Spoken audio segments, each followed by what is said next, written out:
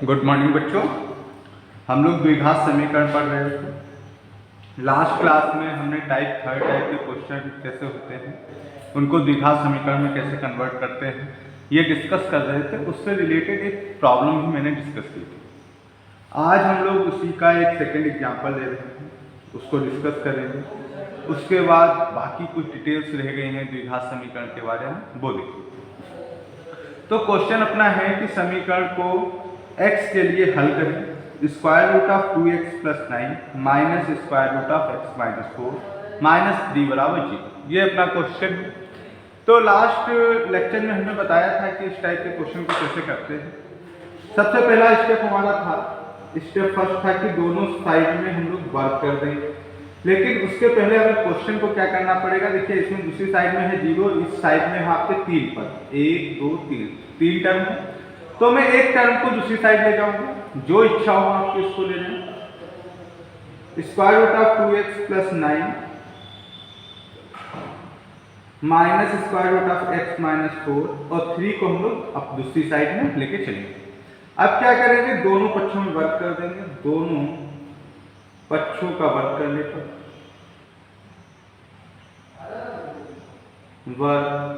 पर और हमने बताया था जब किसी पक्ष का वर्क करते हैं तो पूरे का पूरा जितने भी पद हों उनको एक साथ ब्रैकेट में रखते हैं और उसके ऊपर स्क्वायर का साइन लगा देते हैं। ये हो गया इसका स्क्वायर। हम लोग पद वाइज इसका स्क्वायर नहीं करते हैं, पूरा जितना पक्ष एक होता है उसका पूरे का स्क्वायर करते हैं, 3 का स्क्वायर। a माइनस बी का होल स्क्वायर हम लोग को जैसा फार्मूला पता है वो अप्लाई कर देंगे। a माइनस बी स्क्वायर का होल स्क्वायर होता है a square plus B square minus 2ab। ये फार्मूला लगा देते हैं इसके। तो ये हो जाएगा 2x प्लस 9 के स्क्वायर रूट का square minus plus B square, तो square root of x minus 4 का होल स्क्वायर माइनस 2a है square root of 2x plus 9 into square root of x minus 4 बराबर 9। 3 का स्क्वायर 9 हो जाएगा। इसका स्क्वायर क्या होगा, ये स्क्वायर रूट है, ये स्क्वायर है, आपस में कैंसिल हो जाएंगे तो 2x प्लस 9 बचेगा। क्योंकि हमको पता है स्क्वायर रूट ऑफ a का स्क्वायर लिखा है तो ये क्या हो जाता है a की पावर हाफ गुणे 2, तो कितना आ जाएगा a आ जाएगा। तो वही चीज यहाँ पे हो गई। प्लस x माइनस 4 का स्क्वायर x माइनस 4 आ जाएगा माइनस ये आ जाएगा आपका 2 square root of 2x plus 9 into x minus 4 बराबर 2। ये कैसे लिखा है, एक हमने फार्मूला ऑलरेडी पढ़ चुके हैं, 9th में डिस्कस कर चुके हैं। Square root of a into square root of b is equal to होता है square root of a b, अगर दोनों पॉजिटिव नंबर हैं। बराबर 9 आ गया। अब हम क्या नेक्स्ट स्टेप आपका क्या कह रहा था, पहले तो इसको सिंप्लीफाई कर लेते हैं। ये 9 इधर आएगा तो 2x plus x 3x 9 minus 4 plus 5 minus 9 और ये पूरा टर्म हम लोग दूसरी साइड ले जाएंगे। लिखा था मैंने एक साइड में पूरे प्रमेय पद और दूसरी साइड में पूरे अपरिमेय पद ले लेते हैं x माइनस 4। तो इसको सिंप्लीफाई करें तो 3x माइनस 4 बराबर 2 square root of 2x plus 9 x minus 4। Next step हमने लिखवाया था एक साइड में सारे प्रमेय, एक साइड में सारे अपरिमेय टर्म लिखे, उसके बाद दोबारा वर्क कर देंगे। पुनः वर्क करने पर फिर से वर्क कर देंगे तो 3x माइनस 4 का होल स्क्वायर, 2 का स्क्वायर हो जाएगा 4 और ये स्क्वायर रूट से स्क्वायर क्या हो जाएगा, कैंसिल हो जाएगा। फिलहाल मैं लिख लेता हूँ, ये है आपका 2x प्लस 9 x माइनस 4, इसकी पावर हाफ थी और हमने क्या कर दिया, इसकी पावर 2 कर दी। इस टाइप से लिख लो, चाहे हमने क्या किया, इसकी पावर 2 कर दी। तो अब ये पावर 2 ही, तो ये 2 से 2 क्या हो जाएगा, कैंसिल हो जाएगा। यहाँ इसका स्क्वायर होगा तो 9x square plus 16 minus 2ab 2 3 या 6 6 चौक 24 माइनस 24 x बराबर 4। ये स्क्वायर से स्क्वायर कैंसिल, इसको मल्टीप्लाई कर लें तो ये अंदर आ जाएगा 2x की x से गुणा हो जाएगी 2x स्क्वायर, 2x की माइनस 4 से गुणा हो जाएगी माइनस 8x, 9 की x से गुणा हो जाएगी 9x और 9 की 4 से गुणा हो जाएगी माइनस 36। अब हमें क्या करना है, सारे टर्म एक साइड लाना है और इक्वल टू 0 बनाना है। यहाँ 9x² माइनस 24x प्लस 16, 4 की 2 से गुणा होगी, 4 दूना 8x, यहाँ प्लस का है, इस साइड आएगा माइनस का 8x²। 8 9 में से 8 चला गया, 1x बचेगा, उसकी 4 से गुणा करेंगे तो 4x होगा, इधर रहेगा पॉजिटिव का, इधर आएगा तो माइनस 4x हो जाएगा। 36 की 4 से गुणा करेंगे, इधर तो आपका निगेटिव था, इधर आएगा तो हो जाएगा पॉजिटिव, तो प्लस 6 चौक 24 के 4 में से बचे 2, 4 3 12 2 14 बराबर 0। इसको सिंप्लीफाई करें, 9x² माइनस 8x² आ जाएगा x², minus 24x minus 4x हो जाएगा माइनस 28x, 16 प्लस 144 हो जाएगा प्लस 160 बराबर 0।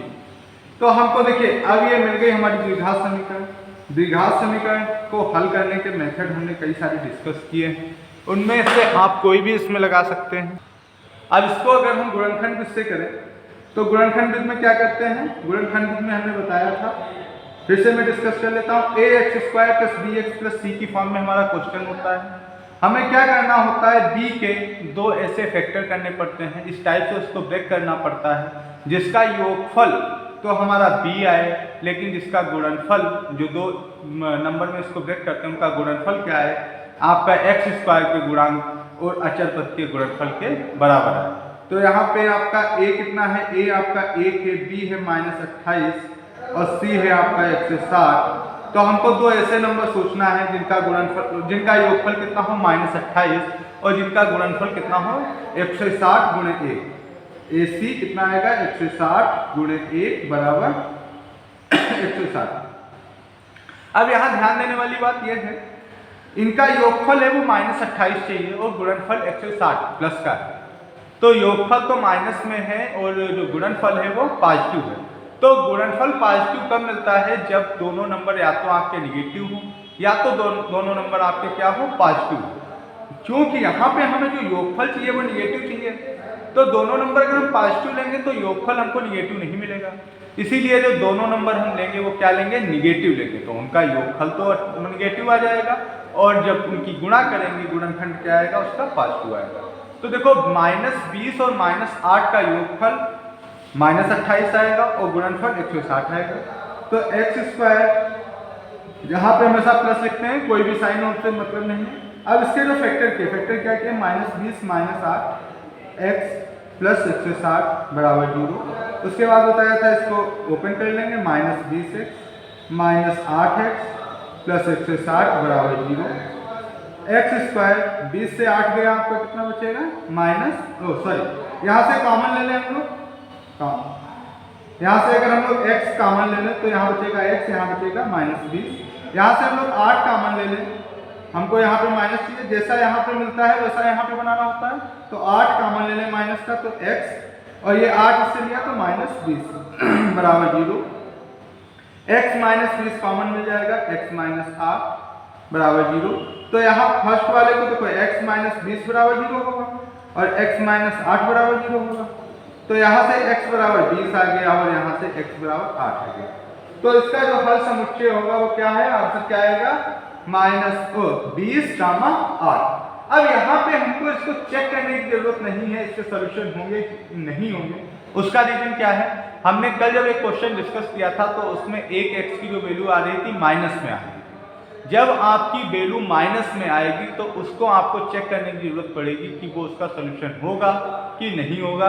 हम उससे इक्वेशन सेटिस्फाई कराए थे और सेटिस्फाई नहीं हुई थी, इसलिए वो सोल्यूशन नहीं था। अगर सेटिस्फाई हो जाती तो सोल्यूशन हो जाता।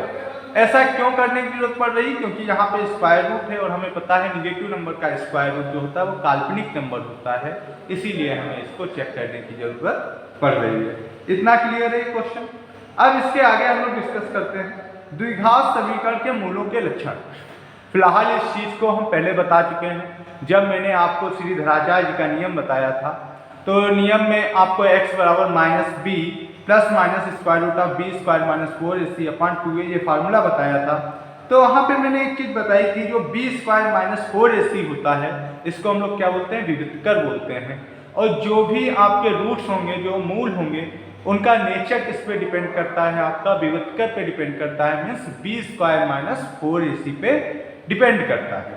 अब बी स्क्वायर माइनस 4ac की वैल्यू अगर ग्रेटर देन 0 है, लेस देन 0 है, इक्वल टू 0 है, तो उसी के हिसाब से उसके मूल होंगे। हम केवल बी स्क्वायर माइनस 4ac की वैल्यू कैलकुलेट करके बता सकते हैं उसके मूल वास्तविक होंगे कि काल्पनिक होंगे। वास्तविक होंगे तो बराबर होंगे कि भिन्न होंगे कि अपरिमेय होंगे कि परिमेय होंगे। ये सारी चीजें केवल बी स्क्वायर माइनस 4ac की वैल्यू कैलकुलेट करके हम लोग डिस्कस कर सकते हैं। तो चलिए देखते हैं, अगर d बराबर बी स्क्वायर माइनस 4ac को विविधकर कहते हैं, मैंने कैलकुलेट कर लिया। अब इसकी वैल्यू अगर ग्रेटर देन इक्वल टू 0 है, 0 से बड़ी है या 0 के बराबर है, तो यहाँ पे 3 केसेस आते हैं। अगर वैल्यू आपकी d जो है वो ग्रेटर देन 0 है, 0 से बड़ी है, तो हमको पता है अगर ये वैल्यू 0 से बड़ी है, पॉजिटिव है, तो इसका स्क्वायर रूट निकाल पाएंगे। ठीक है, स्क्वायर रूट निकाल पाएंगे तो उसके मूल क्या होंगे, वास्तविक हुए। दोनों मूल क्या होंगे, वास्तविक होंगे तथा असमान होंगे, बराबर नहीं होंगे, भिन्न भिन्न होंगे। अगर आपका d 0 हो गया तो समीकरण के जो मूल होंगे वो क्या होंगे, अगर 0 हो रहा है, d 0 हो रहा है मतलब ये वाला टर्म 0 हो रहा है, तो उसके मूल वास्तविक और बराबर होंगे। d अगर बड़ा है 0 से तो उसके मूल वास्तविक तथा भिन्न भिन्न होंगे, असमान होंगे। और d अगर 0 है तो उसके मूल क्या हो जाएंगे, बराबर और वास्तविक होंगे। अगर d की वैल्यू एक पूर्ण वर्ग है, मतलब उसका हम लोग वर्गमूल निकाल पा रहे हैं, तो मूल हमारे क्या होंगे, वास्तविक, असमान तथा प्रमेय होंगे, प्रमेय नंबर आएगा। और अगर हम उसका वर्गमूल नहीं निकाल पा रहे हैं, पूर्ण वर्ग नहीं है, तो उसके मूल क्या होंगे, वास्तविक होंगे, असमान होंगे तथा अपरिमेय होंगे। ये चीज क्लियर है। पूर्ण वर्ग बना पा रहे हैं तो प्रमेय, पूर्ण वर्ग नहीं बना पा रहे हैं तो अपरिमेय। बाकी d आपका अगर ग्रेटर देन इक्वल टू 0 है तो उसके मूल हमेशा वास्तविक होंगे, और अगर बराबर 0 नहीं है तो उसके मूल असमान होंगे, और d बराबर 0 है तो मूल उसके क्या होंगे, बराबर। और अगर d की वैल्यू आपकी लेस देन 0 आ गई, d की वैल्यू जो है वो निगेटिव आ गई, तो यहाँ पे देखिए अगर d ये वाली वैल्यू आपकी निगेटिव है तो इसका स्क्वायर रूट हम नहीं निकाल पाएंगे, वास्तविक संख्या नहीं आएगी, काल्पनिक संख्या आएगी, तो उसके मूल क्या हो जाएंगे, उसके मूल वास्तविक नहीं होंगे, उसके मूल क्या होंगे, काल्पनिक होंगे, अधिकल्पित होंगे। अब मूलों के सममित फलन क्या होते हैं, देखिए अगर ax² bx + ca आपका द्विघात समीकरण का मानक रूप है, इसके जो मूल अगर हम अल्फा बीटा ले लें तो इसके मूलों का योगफल जो होता है वो होता है -b/a, मतलब x का गुणांक डिवाइडेड बाई x² का गुणांक, और इनका गुणनफल क्या होता है, c/a, अचर पद डिवाइडेड बाई x² का गुणांक। अब यहाँ पे कुछ फार्मूले हम लोग ऑलरेडी पढ़ चुके हैं, जैसे a + b का होल स्क्वायर, a - b का होल स्क्वायर, a² - b का स्क्वायर। तो सममित फलन में क्या आता है, सिमेट्रिक फंक्शन में क्या आता है कि मूलों का योगफल, जैसे यहाँ पे अल्फा + बीटा और अल्फा × बीटा तो हम निकाल लिए इजीली, समीकरण से डायरेक्ट निकल आएगा। लेकिन यहीं पे क्वेश्चन है अल्फा - बीटा की वैल्यू बताओ, तो अल्फा - बीटा की वैल्यू कैसे बताएंगे, भाई इसका ये आया समीकरण। ये कैसे आया ये मैं समझाने की कोशिश करता हूँ। देखो a + b का होल स्क्वायर का फार्मूला पता है हमें, a² + b² - 2ab, और a - b का होल स्क्वायर जो होता है वो होता है a² + b² - 2ab।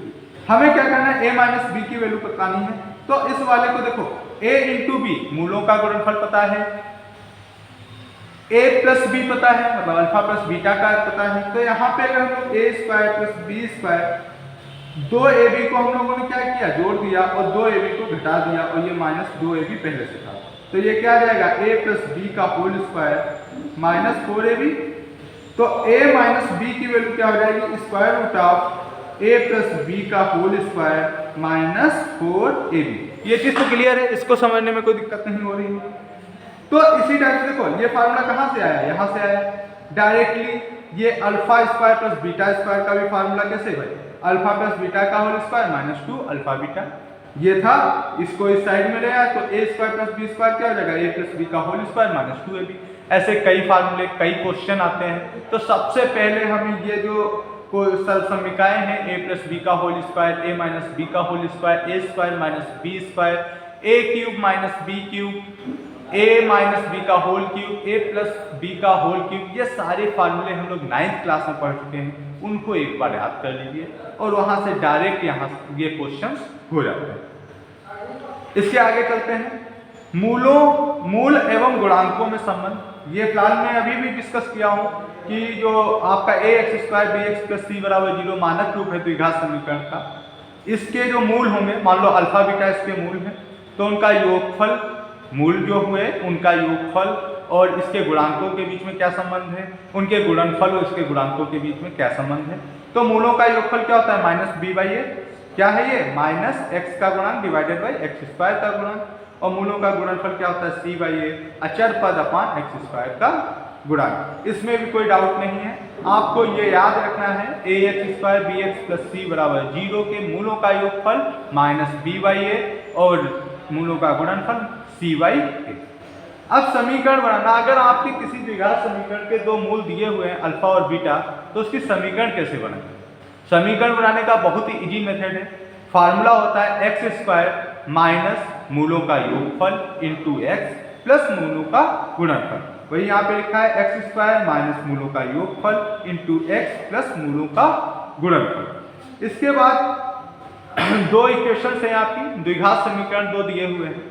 अब कहता है कि ये दो द्विघात समीकरण है दो, इनका एक मूल क्या है, उभयनिष्ठ है, मतलब एक मूल है वो दोनों ही समीकरणों का हल है, या उसके दोनों जो मूल है वो दोनों ही समीकरणों के हल है।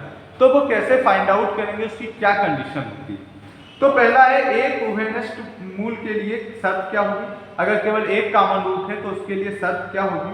मान लिया समीकरण है ax² plus bx plus c बराबर 0, दूसरा समीकरण है a dash x² plus b dash x plus c dash बराबर 0। अब इन दो समीकरणों का एक मूल उभयनिष्ठ है, तो उसकी कंडीशन क्या होगी, वो होगा B C dash minus B dash C upon C A dash minus C dash A बराबर C A dash minus C dash A upon A B dash minus A dash B. तो ये बहुत easy है याद करना, इनको क्या करो, x² plus B, x² x और अचर पद सबके गुणांक हम लोग क्या करें, लिख लें, ए बी सी हुआ।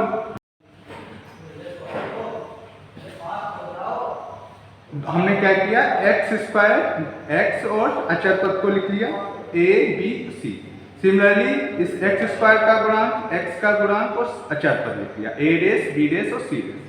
उसके बाद इसका जो ऊपर वाला टर्म है वो क्या आएगा, b c dash minus b dash c अपान में क्या होगा, c a dash c minus a c dash. जो यहाँ पे आया है आपका, यहाँ पे जो हर है वही यहाँ पे अंश हो जाएगा, अपान में a b dash minus a dash b। अब अगर दोनों मूल आपके उभयनिष्ठ हों तो उसकी शर्त क्या होगी, उसकी शर्त होगी x² का गुणांक अपान x² का गुणांक, तो a डैश बराबर b डैश बराबर c अपान c डैश। ये इतनी कंडीशंस आप लोग याद रखिए, इससे रिलेटेड जो क्वेश्चंस हैं वो हम लोग कल डिस्कस करेंगे।